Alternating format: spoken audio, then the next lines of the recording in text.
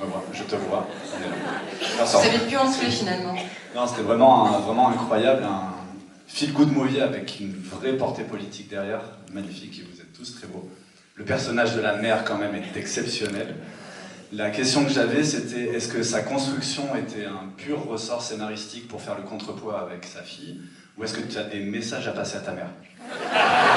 Alors, ma mère n'a pas encore vu le film et je ne sais pas si quand elle le verra. Et, non, je crois que j'ai arrêté de faire passer des messages à ma mère. J'ai fait 2 autres cours qui parlent d'elle aussi, donc je pense que c'est bon. Mais en revanche, c'est sûr que c'est une source d'inspiration. Parfois je raconte, parfois on me demande mais où vous êtes inspiré. En fait, j'ai une mère vietnamienne et j'ai 5 grandes sœurs. D'ailleurs, il y en a une qui est dans la salle. Et donc, si femme vietnamienne à fort caractère, c'est une source d'inspiration permanente. Et donc, forcément, il y a des choses à dire. Et en fait, non mais en dehors de la blague, c'est voilà, parler du parcours de ces femmes. Alors c'est vrai que là le personnage principal est Yvonne, mais sa mère en filigrane évoque par exemple la guerre, mais elle l'évoque à travers des blagues, elle évoque l'exil, et donc c'était voilà, parler de ces femmes qu'on connaît, qu'on croise, qui travaillent dans les restaurants où vous allez, mais dont on ne connaît pas forcément l'histoire et qui ne vont pas forcément vous la raconter. Donc c'était pas juste un pendant, mais c'était vraiment une volonté d'avoir ce type de personnage.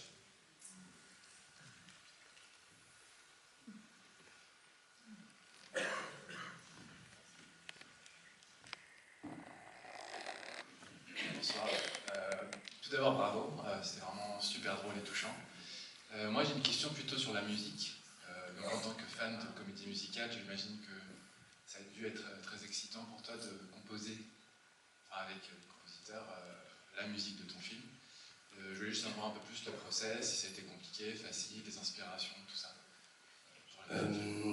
En fait, Clovis et Dunan ont composé la musique. Moi, je ne compose pas. J'ai juste donné quelques couleurs, indications, et je vais les laisser parler.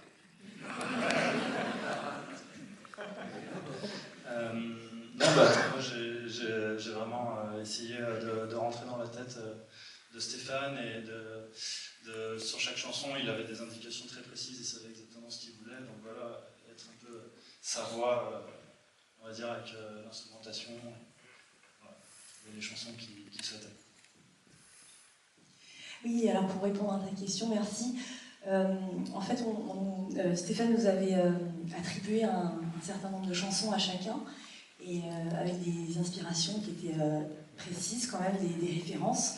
On a écouté ça, on a tenté de faire au mieux, avec quelques allers-retours, et ce qui était sympa, c'est que déjà on s'est très bien entendu avec Clovis, c'était pas toujours obligé, et c'était la première fois qu'on se rencontrait, qu'on travaillait ensemble, donc ça c'était vraiment magique. Et bien sûr, Stéphane était très présent au studio, tu es venu beaucoup de fois et tu as donné plein d'indications qui étaient précieuses. Et donc on a passé des moments vraiment uniques. Et c'est comme ça que ça s'est fait de bout en bout. J'avais une question, bravo à toute l'équipe.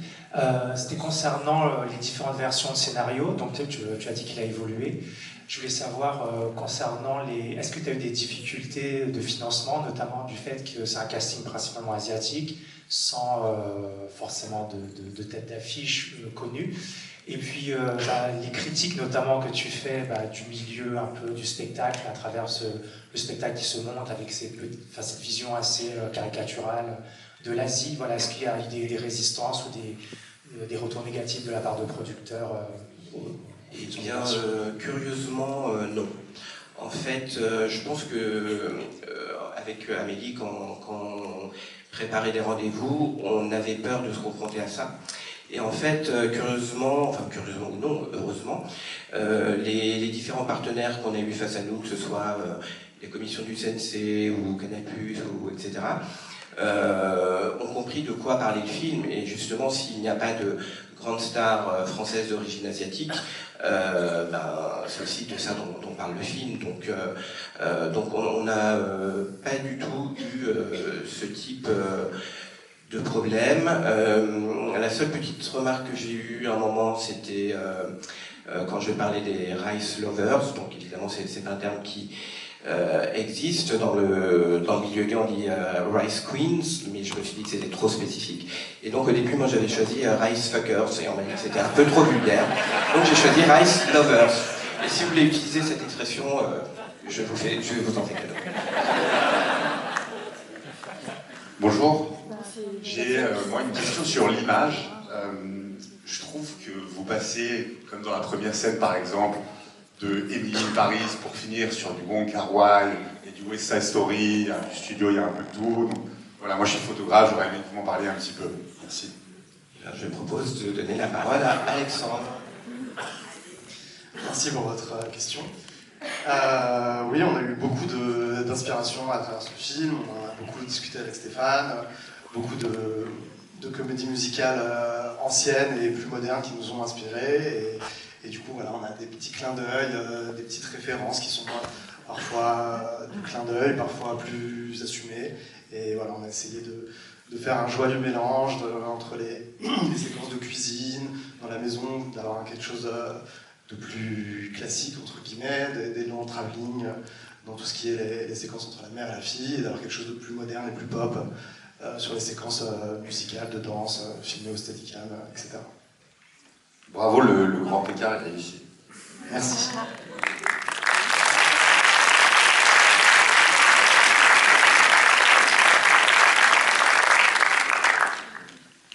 C'est encore moi. Comme on parlait d'image et justement de référence, dans les crédits, vous avez cité en fait des images d'archives. Je pense que c'était plutôt pour les Podane, etc. Mais je me posais la question notamment sur la scène de la star vietnamienne qui vient faire le concert. Cette personne-là, tu l'as créée de toutes pièces? Oui, tout à fait.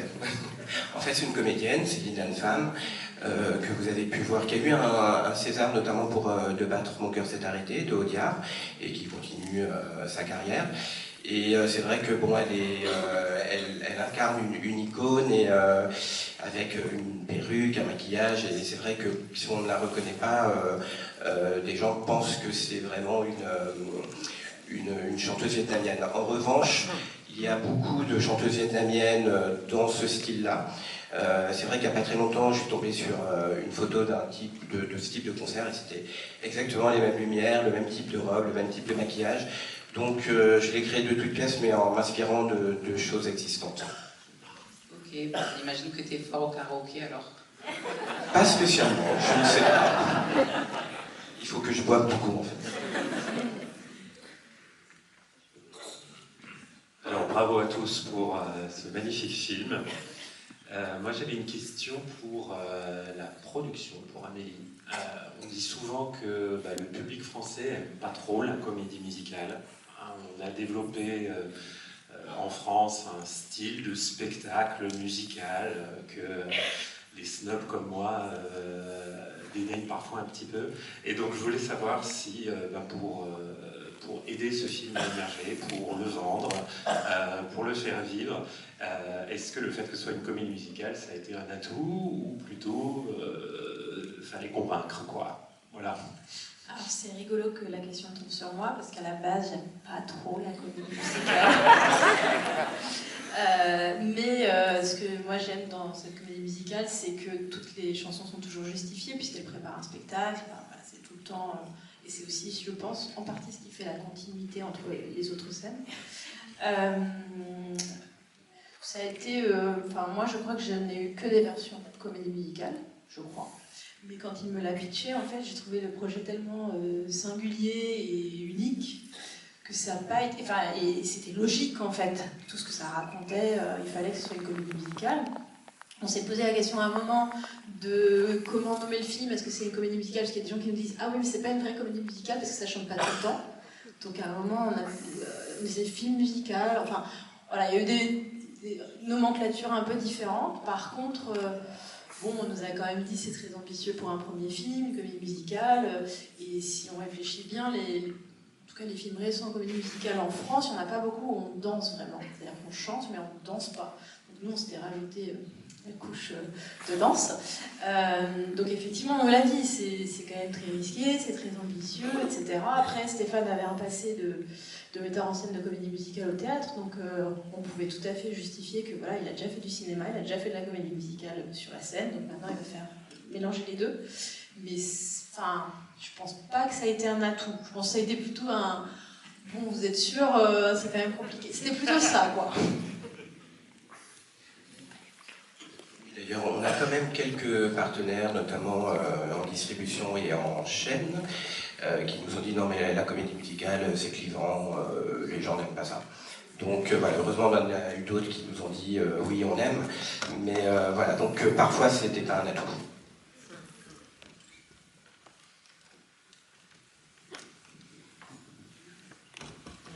On m'entend? Non, en fait, c'est pas vraiment une question, c'est plutôt d'abord bravo, j'ai beaucoup aimé le film, et je voudrais remercier Stéphane, je pense que c'est lui qui a choisi de rendre hommage dans ce film. J'ai vu à la fin, en fait, au début j'étais intrigué, j'ai vu au début, sur l'autel des ancêtres, j'ai reconnu l'acteur qui nous a quittés trop jeune, François-Xavier Fan, et ensuite j'ai vu à la fin, dans le générique, que ce film rendait hommage à ce talentueux jeune acteur qui nous a quittés suite à une maladie. Enfin, c'était quand? C'est en décembre, je crois. Il n'y a pas longtemps, 2 ans. Il y a bientôt 2 ans. Oui, voilà. Et donc j'avais admiré cet acteur dans la pièce de Marine Bachelot-Humienne, Circulation capitale, qui est extraordinaire. Et j'ai vu que comme Stéphane, il est toujours très fidèle aux gens qu'il aime bien. Hein. Il avait un tout petit rôle dans le court-métrage L'Allée des Jasmins. Oui, tout à fait. Voilà. Donc je voulais dire merci d'avoir rendu hommage. En fait, bon, c'était un ami proche, donc François-Xavier Fan, qui est comédien de théâtre de cinéma. Et en fait, il a beaucoup suivi le projet et il en aurait fait partie s'il avait été là. Donc pour moi, c'était, j'avais envie de lui dédier ce film.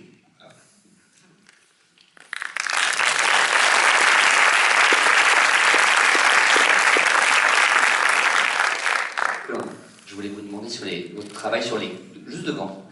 Enfin, d'abord, le film est magnifique, bravo. Et en plus, on n'a pas souvent les directeurs de la photographie à féliciter, parce que la photographie est vraiment très convaincante. Je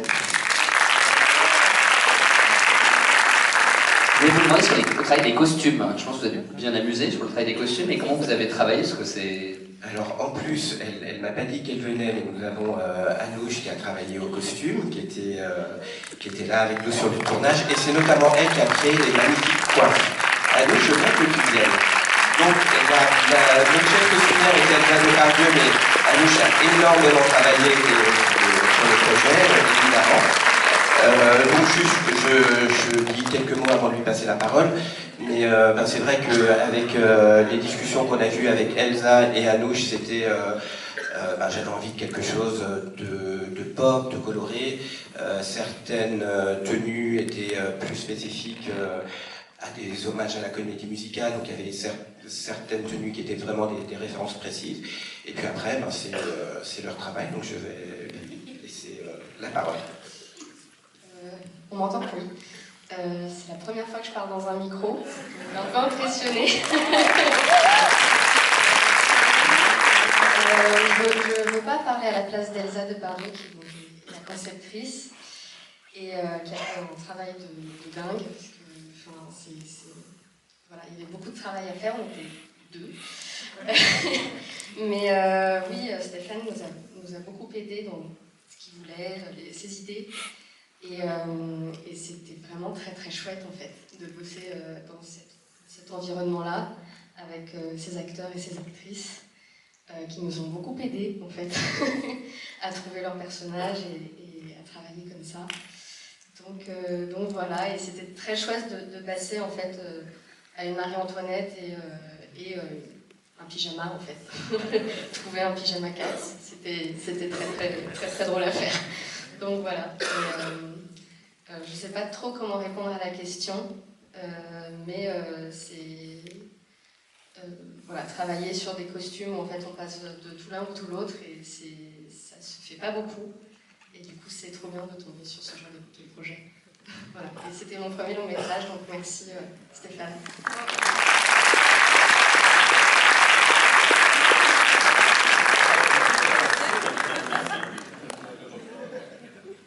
On sent très fort dans le film le travail collectif. Hein. De toute façon, on voit bien que tout ça a pris. Quoi. Enfin, vous étiez ensemble, ça se voit, c'est sûr et certain.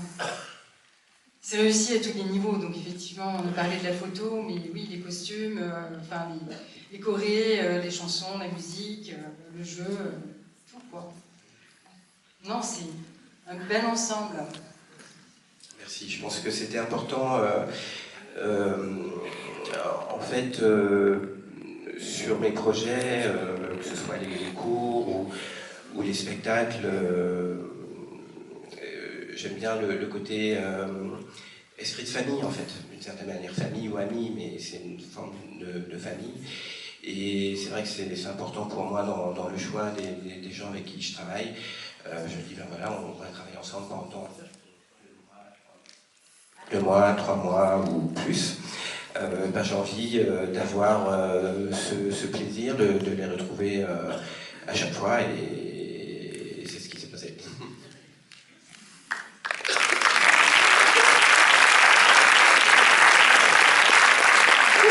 Coucou Stéphane, coucou tout le monde. Je voulais dire bravo à Stéphane et tout le monde aussi. Nous on s'est rencontrés sur le projet Yellow is Beautiful. C'est un projet photographie où on mettait en avant toute la diversité asiatique, masculin pour commencer, mais féminin ensuite. Et du coup, justement, tu nous avais déjà parlé, on avait fait aussi une interview justement des projets ou des passions de chacun. Et du coup, tu avais parlé justement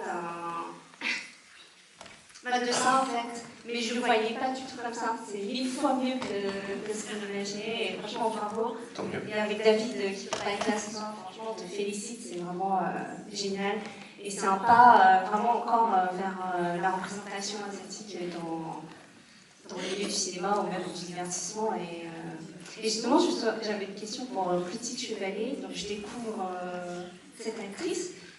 Du coup, parce que je fais aussi de la danse, j'adore chanter, par passion enseignement. Et du coup, je me suis dit, est-ce que je me demandais si tu avais déjà des bases en danse et en chant, ou si tu as dû en prendre en plus des cours pour le film, par exemple.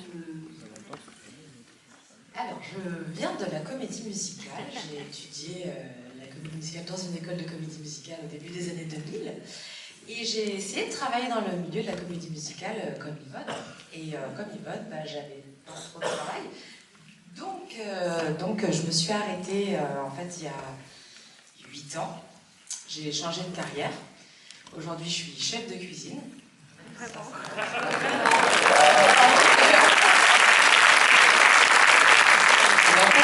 Quand Stéphane m'a appelé pour me dire voilà, en fait on va faire le long métrage, Yvonne Nguyen elle est toujours là et j'aimerais vraiment que ce soit toi. Je me suis dit waouh, ok, j'ai pris du poids, j'ai arrêté de danser, je n'ai pas chanté depuis longtemps, comment ça va se passer? Et en fait oui, je m'y suis remise. En fait je continue à chanter dans ma vie personnelle régulièrement, et oui j'ai repris des cours et puis après en fait j'ai été très très bien entourée parce que voilà, il y avait par exemple Caroline en danse qui m'a vraiment remise en confiance, etc., qui travaille vraiment à l'écoute des danseurs, professionnels ou moins professionnels.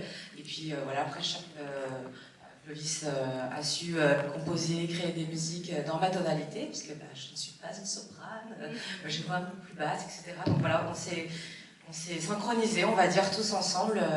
Et voilà, du coup, j'ai remis un peu le pied à l'étrier à ce moment-là, et ça m'a fait très plaisir. Voilà. Bravo.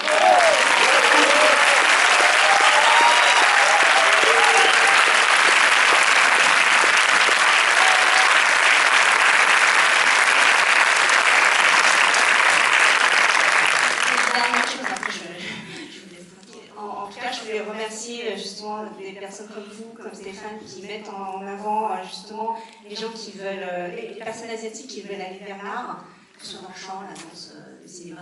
Parce que j'ai l'impression que c'est l'histoire de ma vie, pourtant moi je suis d'origine chinoise, mes parents ont ouvert un restaurant, ils m'ont fait arrêter les études pour que je reprenne le restaurant, et j'allais en secret en cours de couture, le jour où je fais du stylisme. Et du coup, j'espère que ça va donner la force à d'autres personnes comme moi qui travaillent dans le restaurant des parents et qui se disent bon, je veux faire des vêtements, je veux faire un film, je veux chanter. Donc vraiment bravo et merci beaucoup.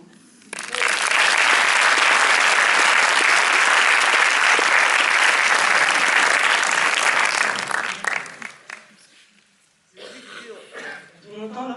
Je vais juste dire bravo à Clotilde pour son bel effort en vietnamien.